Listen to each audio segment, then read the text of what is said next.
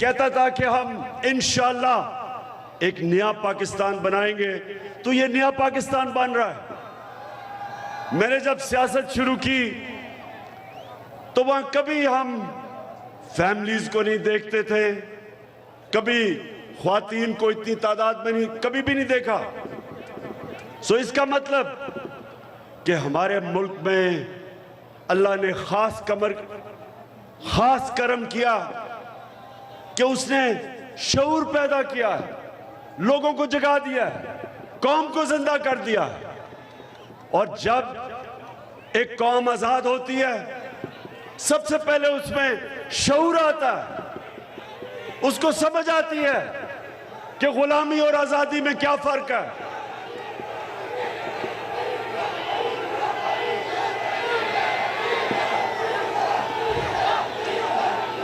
जी जी जी, मुझे पता है कि डीजल की कीमत, पेट्रोल की कीमत, बिजली की कीमत, आटे की कीमत, चावल की कीमत दुगनी।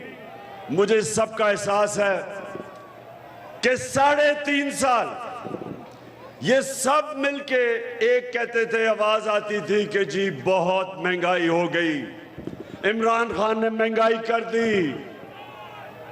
उधर से सिंध से कांपे टांगने वाली ने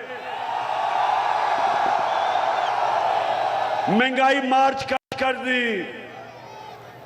अखबार उठा के देखे महंगाई। इनके जो खास सहाफी थे सुबह से लेकर शाम तक महंगाई। लेकिन अल्लाह अल हक है, सच का खुदा है, उसका वादा है कि मैं सच हमेशा आपके सामने, देर लगेगी लेकिन सच हमेशा आपके सामने आएगा। तो आज 2 महीने में इन्होंने वो महंगाई की जो हमारे 3.5 साल में नहीं हुई। और अभी रुकी नहीं, अभी महंगाई रुकी नहीं। अभी जो इन्होंने 2 महीने के अंदर, जब से हम गए, रुपया अदम एतमाद के वक्त 178 रुपए का डॉलर था, आज 210 के करीब पहुंच गया।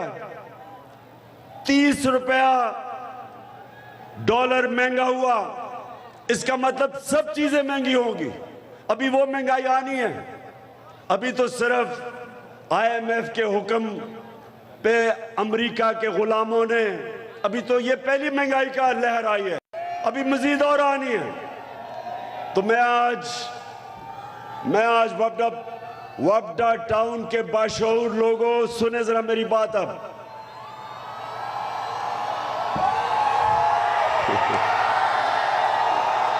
जी जितना दूजियां जमाता फिर बड़ा पिटना, जितना वही इमरान खान जितना दूजियां जमाता फिर। देखिए पहले क्या होता है, पहले अमेरिका के साथ मिलके साजिश की जाती है। मैंने जब मुरासला दिखाया, साइफर दिखाया दुनिया को, तो ये सब ने कहा कि जी ये झूठ है। फिर हमने कैबिनेट के सामने रखा, नेशनल सिक्योरिटी काउंसिल के सामने रखा, चीफ जस्टिस को प्रेसिडेंट ने भेजा वो मुरासला कि तफ्तीश किए जाए कि बैरूनी साजिश के तहत 22 करोड़ लोगों की इलेक्टेड हुकूमत को हटाया गया। लेकिन उसके अंदर मीर जाफर और मीर सादिक पूरी तरह शामिल थे। वो लोग, अमेरिका चाहता था कि ऐसी हुकूमत आए जो उनकी गुलामी करे, और ये मीर जाफर और मीर सादिक चाहते थे कि किसी तरह इनके करप्शन के केसेस खत्म किए जाएं, NRO दिया जाए। तो ये इस साजिश से इन्होंने मुल्क के ऊपर ये चोरों को मुसल्लत किया, कौम की तौहीन की। वो लोग जो 30 साल से चोरी कर रहे थे, और खास तौर पे चेरी ब्लॉसम जूते पॉलिश करने वाला और उसका बेटा हमजा कुकड़ी, दोनों को सजा होने वाली थी। 16 अरब रुपया जो इनके नौकरों के नाम पे लिया था, FIA के अंदर केस था, ओपन एंड शट केस था। इन्होंने साजिश करके हमारे ऊपर मुसल्लत हुए और आते साथ क्या किया? महंगाई रोकी। बताएं, महंगाई रोकी, महंगाई आसमानों पे। माइशत को, क्या ये माइशत संभाल सके? क्या ये संभाल सके? हमें कहते थे जी ओ शहबाज शरीफ लाहौर स्पीड यानी पंजाब स्पीड, जो पंजाब स्पीड थी जब ये प्राइम मिनिस्टर बना तो उसी स्पीड से मुल्क की इन्होंने माइशत तबाह की और उसी स्पीड से महंगाई की। आज कम से कम सारी कौम के सामने एक चीज साबित हो गई कि शहबाज शरीफ की जितनी डेवलपमेंट थी वो इश्तिहारों में ही थी, वो कौम के पैसे से इश्तिहारों में थी। अब ये भी पता चल गया कि इनका सिर्फ एक मकसद था, आते साथ ही NRO 2 लिया। और ये जरा सुने क्योंकि आप बाशऊर लोग हैं, जरा गौर से सुने। इन्होंने जब NRO 2 यानी असेंबली से नैब की अमेंडमेंट्स का बिल पास किया तो 1100 अरब रुपए जो इस कौम के थे, जो चोरी का पैसा जो नैब केसेस कर रही थी, 1100 अरब रुपए का डाका डाला गया। 1100 अरब रुपए के करप्शन के केस खत्म कर दिए NRO 2 लेके। पहले इन्होंने चोरी की 90 की दिहाई में, जनरल मुशर्रफ ने इनको NRO 1 दिया, सारे करप्शन के केसेस खत्म कर दिए। अपनी उसने कुर्सी बचाने के लिए पहले उसने इनकी चोरी माफ की और अब आके जो NRO 2 मिला है, जो ये सिर्फ पैसा जो पकड़ा हुआ था, जो नैब जिसके ऊपर तफ्तीश कर रही थी, वो है 1100 अरब रुपया जो अब माफ होगा। जो इन्होंने अमेंडमेंट्स की, कौम के ऊपर IMF के कहने पे टैक्सेस लगा दिए, कौम के ऊपर टैक्स। तनख्वाहदार तबका आज उसके ऊपर अगर 1 लाख रुपए महीने से ज्यादा तनख्वाह है, टैक्स दुगना कर दिया। जबकि महंगाई भी तकरीबन दुगनी, इन्फ्लेशन जो है वो तकरीबन 30% पे पहुंच गई। पाकिस्तान का रिकॉर्ड है वो। ऊपर से टैक्स भी लगा दिए। लेकिन जो सबसे बड़ा जुल्म किया कि जो चोरी का पैसा वापस आना था इस मुल्क को, 1100 अरब रुपया चोरों का माफ किया। 1100 अरब रुपया, 1100 अरब रुपया चोरों का माफ हो गया है।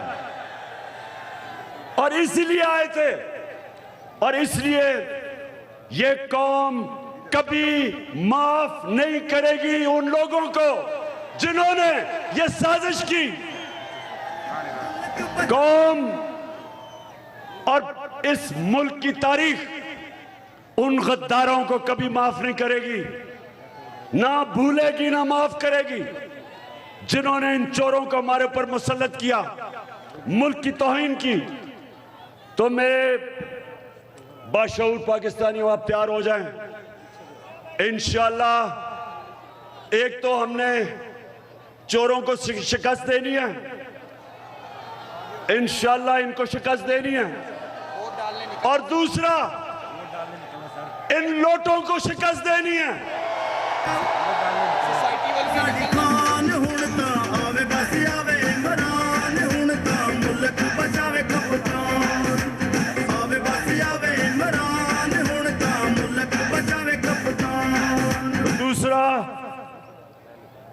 और ये लोटों को, इसलिए ज़मीर फरोशों को, जिन्होंने इसके मुल्क के आइन के खिलाफ गद्दारी की, जिन्होंने मुल्क के कानून के खिलाफ की, जिन्होंने इसकी जमहूरियत के खिलाफ की, और उसने आपके खिलाफ की, जो यहाँ के वोटर्स जिन्होंने वोट डाली थी, इन्होंने अपने ज़मीर बेच के आपके खिलाफ गद्दारी की।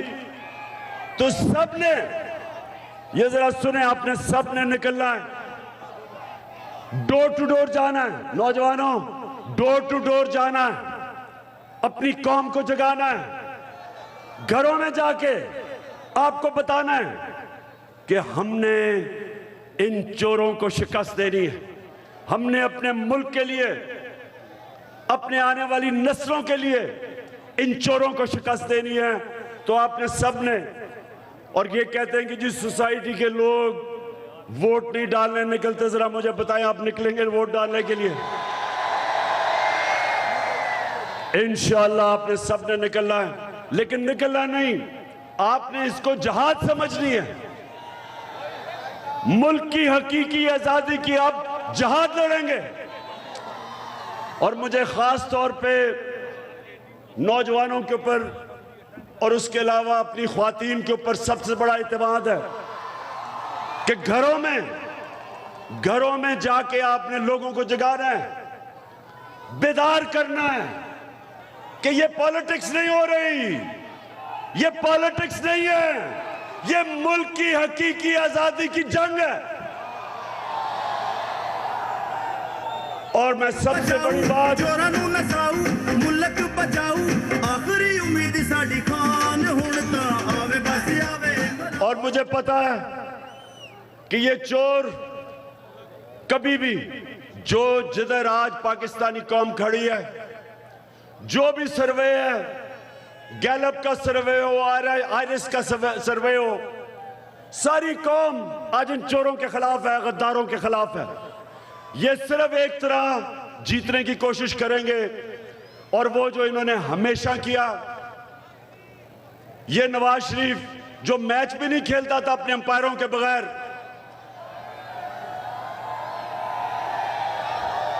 चली शफाफ चली तहरीके इंसाफ चली, साफ चली शफाफ चली तहरीके। इन्होंने, ये सुने जरा, नवाज शरीफ को क्रिकेट खेलने का बड़ा शौक था, लेकिन वो क्रिकेट भी खेलता था अंपायर अपने खड़े करके। और ये मैं झूठ नहीं बोल रहा, कोई भी जिमखाना में जो क्रिकेट तब खेलता था, सब आपको बताएंगे कि जब मैच खेलने आता था तो 2 अंपायर साथ लेके आता था,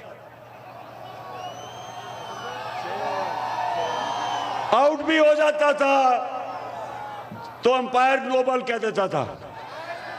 अब भी अंपायर साथ मिलाए हुए हैं इसने, अभी भी साथ है इसके अंपायर। और हमने, देखिए नौजवानों, आपको शायद नहीं पता, और आप तो तब पैदा भी नहीं हुए जब मैं क्रिकेट खेलता था, लेकिन मैं वो वाहिद क्रिकेट कैप्टन हूं हिंदुस्तान और क्रिकेट, पाकिस्तान की क्रिकेट की तारीख में, वो वाहिद कैप्टन हूं जो हिंदुस्तान गया और उनके अंपायरों के होते हुए सीरीज हिंदुस्तान से जीत के आया। किसी और कप्तान ने ना हिंदुस्तान कभी पाकिस्तान के अंपायरों के होते हुए जीता था, ना पाकिस्तान कभी हिंदुस्तान के अंपायरों के होते हुए हिंदुस्तान में जीता था। सो एक दफा, और एक ही दफा मैं हिंदुस्तान कप्तान बन के गया था। तो आज वही है करना हमने। आज हमने इनके अंपायरों के बावजूद इनको शिकस्त देनी है। जितना दूजियां जमाता फिर बड़ा पिटना, जितना वही इमरान खान जितना, दूजियां जमाता फिर। और एक और वजह है, एक और वजह है कि इनसे, सुने जरा, सुने, इनसे मैंने 1100 अरब रुपया वापस लेना है। हमने इनको, पहले मुशर्रफ ने इनको एनआरओ दे के अरबों रुपया पाकिस्तान का माफ कर दिया इनको। उसके पास हक ही नहीं था कि वो पाकिस्तान का पैसा, अवाम का पैसा माफ करे। अपना पैसा करता, मुल्क का पैसा कैसे माफ कर सकता था? और अब इन्होंने अपने आप को जो एनआरओ दिया है, अब जो इन्होंने अपने आप को एनआरओ दिया है, 1100 अरब रुपए सिर्फ माफ नहीं किए, इन्होंने खुली छूट दे दी है। अब कोई भी करप्शन को, बड़ी करप्शन को नहीं पकड़ सकेगा। जो इन्होंने कानून बनाया है, इन्होंने न्याय भी खत्म कर दिया है। इन्होंने वो काम किया है जो किसी भी दुनिया के मुल्क के अंदर इस तरह की छूट व्हाइट कॉलर क्राइम को दी नहीं, को दे सकता ही नहीं है। आपको इनके होते हुए कोई बैरूनी दुश्मन नहीं चाहिए, यही मुल्क को अंदर से खत्म कर देंगे। जो कौमें तबाह होती हैं, मैं आपको तारीख का तालिब इल्म होते हुए बताऊं कि कौम तबाह कैसे होती है। कौम तब तबाह होती है जिस तरह मौलाना रूमी से किसी ने पूछा कि मौलाना साहब एक कौम कैसे मरती है। मौलाना रूमी ने बताया कि जब कौम अच्छे और बुरे की तमीज खत्म करती है, कौम मर जाती है। जब एक कौम अमर बिल मारूफ से हट जाती है, जब वो अच्छाई के साथ नहीं खड़ी होती जो अल्लाह का हुक्म है, बदी के खिलाफ नहीं जहाद लड़ती, कौम मर जाती है। ये तमाशा जो हुआ हमारे पे, मैं आपको बताऊं, कोई दुश्मन की जरूरत नहीं। जिस तरह इन्होंने आके आते साथ ही अपने करप्शन के केस खत्म किए, नैब खत्म की, नामुमकिन बना दिया है व्हाइट कॉलर क्राइम पकड़ना, खुली छूट दे दिया चोरों को। आज मनी लॉन्ड्रिंग करना चाहे, इन्होंने जो नैब खत्म किया, आप मनी लॉन्ड्रिंग को रोक ही नहीं सकते। अब आप पूछ ही नहीं सकते कि नवाज शरीफ ये जो अरबों रुपए की प्रॉपर्टीज, आपके बच्चे और आप लंदन में रह रहे हैं, हम अब पूछ ही नहीं सकते कि ये आप बताएं पैसा किधर से आया। कानून ही बदल दिया है, अब आप पूछ ही नहीं सकते। चोरी करो, हुंडी वाली से पैसा बाहर भेजो, आप कोई पूछ नहीं सकते इन चोरों को। अब इसलिए सुन ले, मेरी गौर से सीरियस बात कर रहा हूं। अगर हमने इन चोरों को इस मुल्क पे मुसल्लत रखा, मैं आज आपको कह रहा हूं कि इस मुल्क का कोई मुस्तकबिल नहीं। ये मुल्क को अंदर से खत्म कर देंगे। कोई दुश्मनों की जरूरत नहीं, बैरूनी दुश्मनों की। इसलिए ये आपने सबने पॉलिटिक्स नहीं समझना, ये आपने अपने मुल्क के लिए जहाद लड़नी है। आपने अपने बैलेट बॉक्स, पोलिंग डे के ऊपर आपने बकायदा जहाद लड़नी है। इन्होंने धांधली करनी है और मेरे नौजवानों ने हर पोलिंग बूथ पे खड़े होके इनको धांधली नहीं करने देनी। ज़हीर अब्बास, मैं ज़हीर अब्बास को आज कहा कि ज़हीर अब्बास, मैं चाहता हूं कि आप कम से कम दिन में 15 घंटे काम करें, क्योंकि ये जहाद है और आपने घर घर जाना है, लोगों को लेके जाना है। और इंशाअल्लाह